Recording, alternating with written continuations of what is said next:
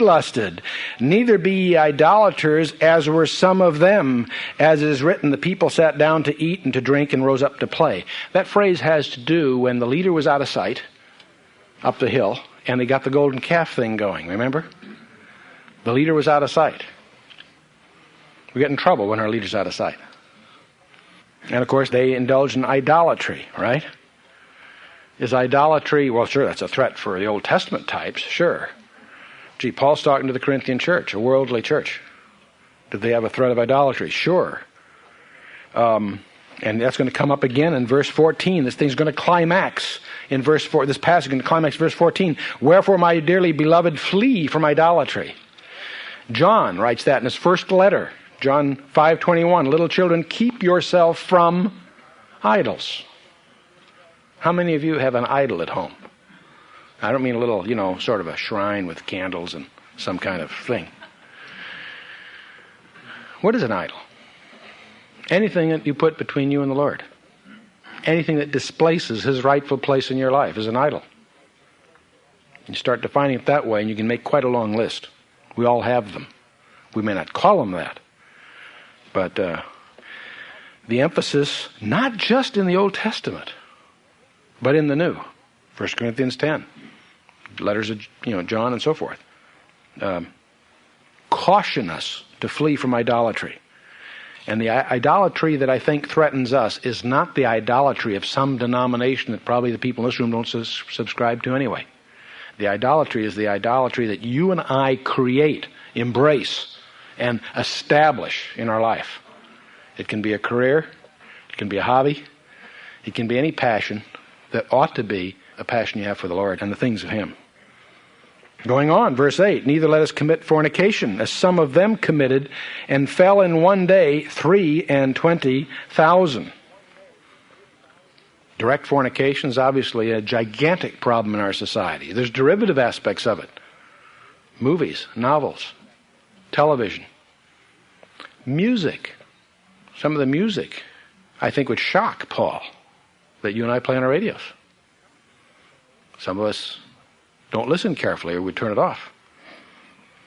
Galatians 5:13 says, ye have been called to liberty, only use not liberty for an occasion to the flesh. That broadens the definition considerably. Small point, some of you who have been various, and incidentally, this whole thing, says it fell in one day 23,000. For those of you that want to track that down, and I won't take the time tonight now, but you can for your notes, is Numbers 25. There's an occasion in Numbers 25 where God punishes them by sending a plague. And if you read Numbers 25 verse 9, you'll discover 24,000 died from that plague. Right? And you'll find some of your friends, your skeptics down the street, will say, see, the Bible contradicts itself. Because Numbers 25:9, because they read that in some pamphlet, Numbers 25:9 says 24,000, and here Paul doesn't know better, he says 23,000. Paul's writing by the Holy Spirit. What does Paul say? 23,000 fell the first day. No contradiction. You want to split hairs? No, I don't think it's a textual error. I think the Holy Spirit just given Paul a more precise insight. I don't know where he got it, but from the Holy Spirit. Verse 9, neither let us put Christ to the test, as some of them also tested him and were destroyed by serpents. It might be fun to take a look at that. This is one of the more fun ones. Numbers 21. Let's turn to Numbers. The whole thing tonight is out of the book of Numbers. Time was a little longer. We take the book of Numbers, but that's probably a little. Numbers chapter 21. We'll pick it up about verse 5. And the people spoke against God and against Moses. Wherefore have ye brought us up out of Egypt to die in the wilderness? There they go again, huh? For there is no bread, neither is there any water, and our soul loatheth this light bread. In other words, they don't like the manna. I'm going to suggest that neglect of the manna is tempting the Lord. I want you to focus on what they did wrong. They murmured against the manna. Right? Doesn't sound too bad. You expect to get their wrists slapped, right? Let's see what God does. Verse 6, and the Lord sent fiery serpents among the people, and they bit the people, and many people of Israel died. You know, one interesting thing the Lord tries to get across to us is that he doesn't mess around. You know, he goes out of his way to instruct us. And you, of course, know the story, what happens. Wherefore the people came to Moses and said, we have sinned. Notice the first thing they confess, see? And we have spoken against the Lord and against thee.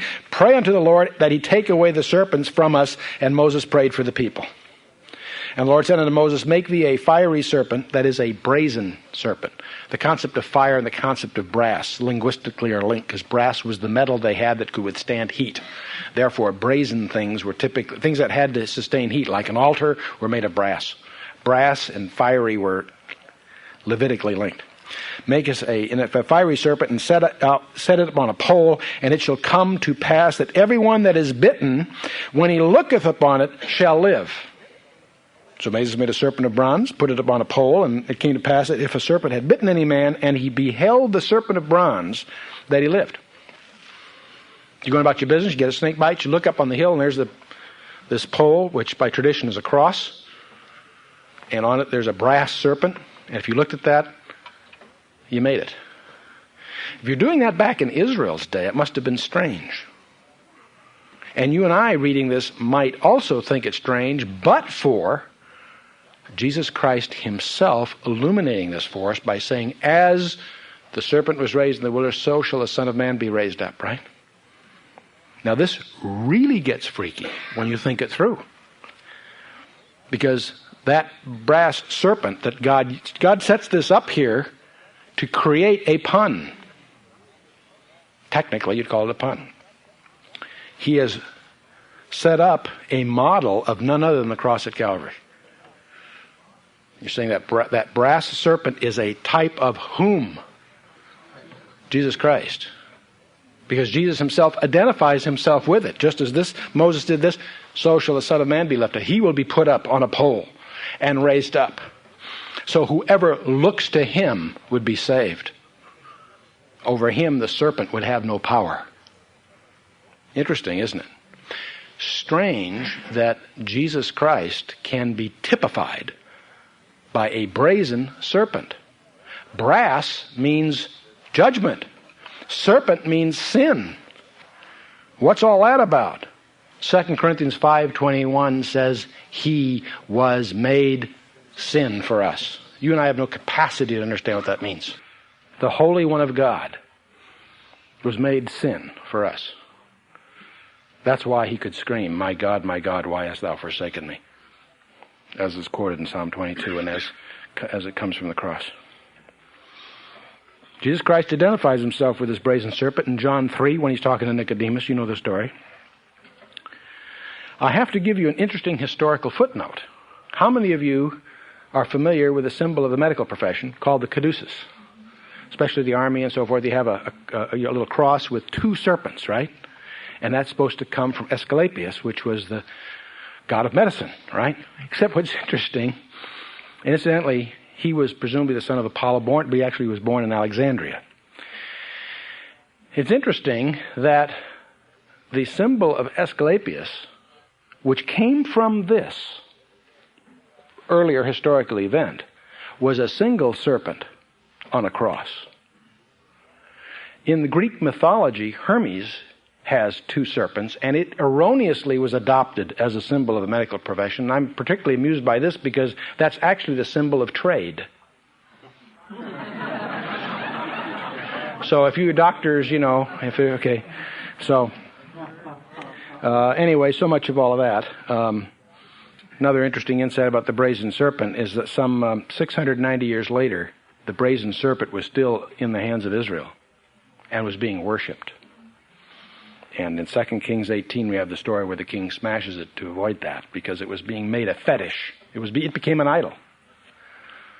Maybe that's why Noah's Ark is still so carefully preserved up there. Even though we know it's there and we got aspects of it, there's issues. That's one of them, perhaps. We seem to put the creation ahead of the Creator whenever we get a chance. Well, anyway, back to 1 Corinthians 10. So we got through verse 9.